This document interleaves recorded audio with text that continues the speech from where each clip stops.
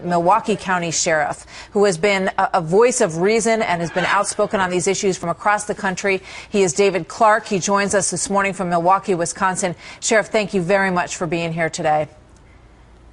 Morning, Martha. You know, you see these scenes, and we're seeing more looting this morning. It looks like the police got that situation under control.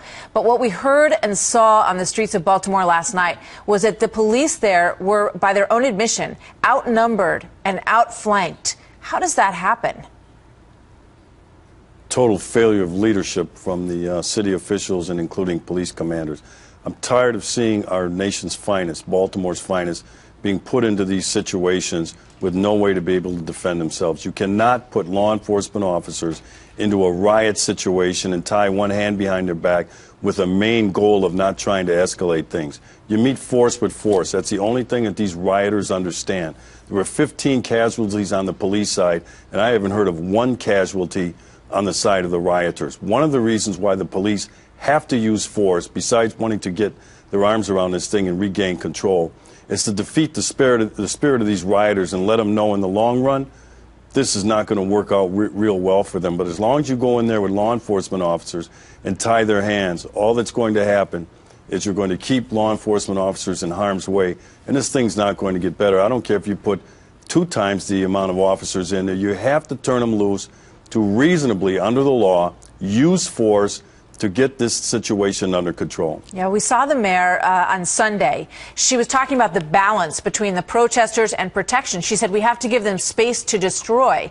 And she later tried to take those words back. But then you hear what the police on the ground have told our reporters. And when asked, why are you guys holding back? They're saying, quote, ask the mayor.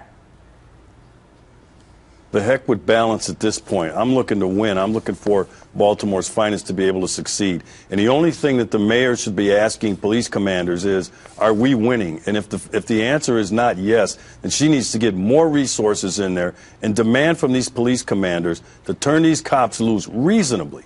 I want to be reasonable about this, but we cannot be afraid to use force. I've seen this go on in other cities since Ferguson. I saw it happen in New York, where you have the finest of those cities having their hands tied with a goal of, well, let's not escalate things. I can't worry about the optics if I'm a city official while a riot is going on. Job one is to restore order. In order to do that, they're going to have to use force.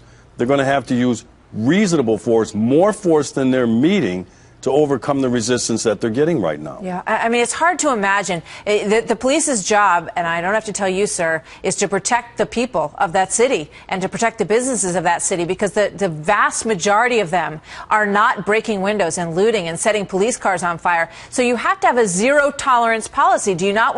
As Bill Gavin said, former FBI, when that first rock is thrown, that's when you make that first arrest. Do you agree? Oh, without a doubt. And there was more than just rocks being hurled. Those were pieces of concrete being thrown, which I think in some circumstances a deadly force response is justifiable. I'm not saying to fully unload, but at the same time, when I see cops getting bricks and pieces of concrete being thrown at them and all they can do is ward it off, they're in a losing situation. So the mayor, you know, I'm balancing, forget about balance. They have to win, and they have to win now.